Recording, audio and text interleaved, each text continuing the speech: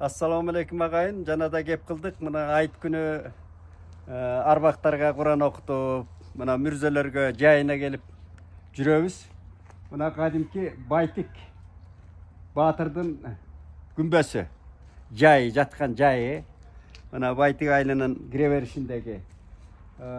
Baytik Batır jayında көп ayttık. Көп mına bizdin Түштүк дарбасасына коюлуp калган эстеликтин жалганчылыгын да айтып жүрөбүз. Эми бул киши бизге эмне деп айтабыз? Баягы улуу көчмөн доорунун акыркы магикандарынын бири да. Мына ушул чүйдү сактап калган Солтоо уруусу, тиягы жетигендер бар. Бул чыгышында Тынай Сарбагыш бар. Негизги агонду орусча айтканда мына Солтоо уруусу алып турган көп ушу чабыштар болгон, ошонун акыркы чабыштарды ушул Sarıözөн чүй кагылайын, Sarıözөн чүйдү сактап калган акыркы магикандардын бири деп айтып жүрөбүз. Эми 1821-жылы төрөлүп, 1886-жылы каза болгон экен. Бул киши 65 жаш курагында. Эми Байтик Батырды колунан да келген, мындай айтканда каруусу да бар, анан акылы да тунук киши болгон. Анан кадимки мына Рахматулланын чебин талкалаган, Кокон хандыгынын чебин талкалаган киши мамлекеттүүлүктү түптөйүздө өз алдынча болом деген аракеттерди мына жасаган киши, ал мүдөөсүнө жетпей калган. Анан кийин эми кыргыз эли жакшы билет тарыхын Байтик Батырдын. Мына баягы жылы, мурдагы жылы Байтиктин ашын өткөрөбүз деп мына Маданият министрлиги, азыркы бийлик чаташып тетиги чуңкур чакка алып барып бир өткөрүп уят болушту. Эми Байтик Батыр деген бул чоң масштабтагы кеңири айта турган, кеңири мына Sarıözөн чүйдөй болгон акыркы биздин батырлардын бири, эл башкаруучулардын бири да. Анан мына Канай уулу Байтик Батыр деп мен ушу айтып эле жүрөбүз. Анан Канекей апа ордосунан дейт. Эми бул күмбөз мурда эле салынган да. Анан эми Канекей апа ордосунан деп бирдемени жармаштырып мына тактан орнотсо керек, мындайды коюш керек. Мындай бир кыпчылгандар токтотуш керек да.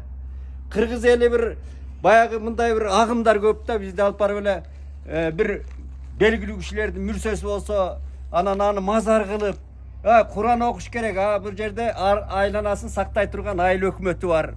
Анан Куран окуш керек да, аны бир мазарга айландырып, Куран окуш керек. Улуу жаратканга сыйынып Куран окуп, арбагы ыраазы болсун Байтик Батырдын. Анан арбак колдобойт, улуу жараткан колдойт тууганым. Анан биз эле мөңкү эл ар кайсыны жаза берген уш кичинекей алакандай элбиз деп жүрөбүз. Эми Кытайга, Индуска салыштырганда, Россияга салыштырганда кичинекей элбиз да биз. Анан өз чачырап эл ар кайсыны жаза бербеш керек. Байтик абабыздын арбагы ыраазы болсун, Куран окуталы деп келдик. Жакшы, айланасы таза экен. Анан мынаундайды алыш керек да. Бир мамлекеттик бизде бир бийлик структурасы азыр түшүп атат, 30 жылдан бери чайналып келдик эле. Мына бир калыпка түшүш керек. Мына эстеликтерибиз да бир калыпта болуш керек.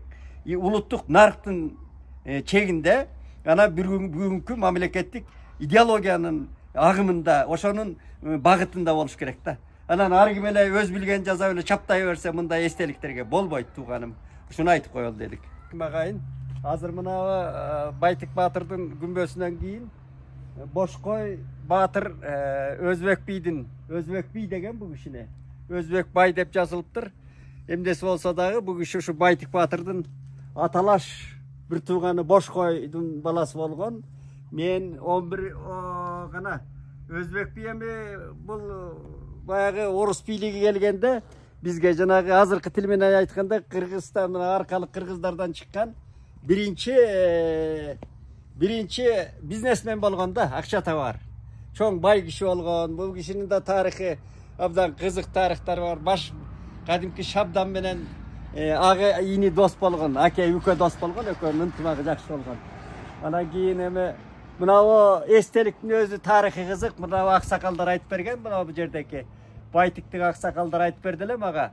11-жылы Өзбек бий өтүп кеткенден 12-жылы Ташкенттен алып келген экен.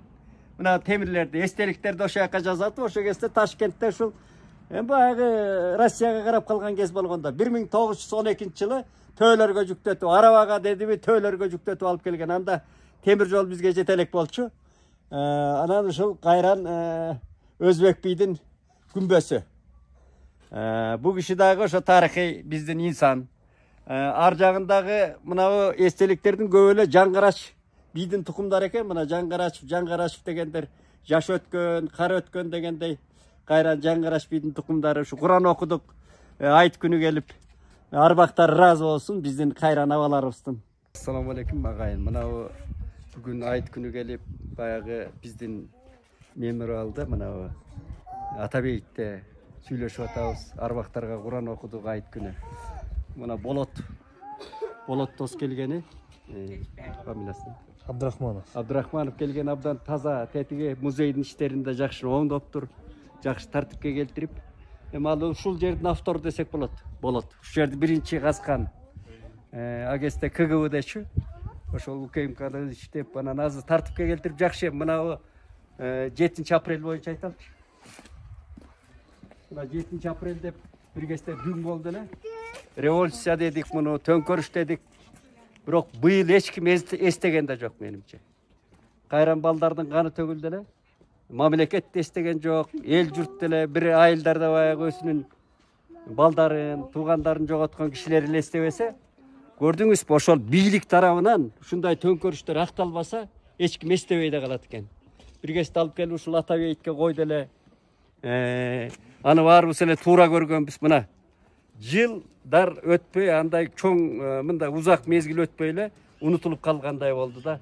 Анан мындай кылбашыбыз керек. Негизи кандай болсо дагы ошол бийлик, зордукчул бийликке каршы чыгып, протест кылып, ушул жерде өтүп кеткен, чыныгы ошо бийликтин огунан курман болгон балдар бар ушул жерде да. Аларды мамлекет унутуп койгонго акысы жок. Муну биз калыстык үчүн, акыйкат үчүн айтышыбыз керек. Анан эми ар кандай айтып, мындай айтып, тигиндей айтып. Ал ошол биз 30 жылда ушундай жол издеп тамтаңдап келдик да. Канча төңкөрүш болду. Мына азыркы бийлик деле ошол төңкөрүш менен келди, чындыгында. Анан мындай ошол тарыхый учурларды унутуп коюуга акыбыз жок. Аны эскерип турушубуз керек. Мамлекеттик деңгээлде. Ошон үчүн мамлекет. Ошол мамлекеттин пайдубалы ошентип түптөлүп келатат. Анан мындай унутуп койгонго көчө унутулуп калды да бул. Эскерилген да жок. Ал Атамбаевдин же болбосо жасап койгон иш эмес да. Албетте Атамбаевдин бийлиги аны актаган жок, ошол канды, төгүлгөн канды, ишенимдерди актаган жок дейли. Бирок ал тарыхый факты да. Şu балдар өлдү, өттү, ак үйдөн атылды, канчасы сырттан алып келди, приписка болду деп айтып атабыз. Чынында өзөгүндө чындык жатат, акыйкаттык жатат. Ошол зордукчул бийликке, кордукчул бийликке протест кылып чыккан ошо кезде. Ошону коомчулук бийлик унутпаш керек. Биз кече күнү унутуп койсок, Расул Гамзатовдун тили менен айтканда, келечек бизди замбирек менен атат. Эртеңкиге ок чыгарып, эртеңкиге биз мындай бир унутуп койсок, андай болбойт, келечек кечирбейт.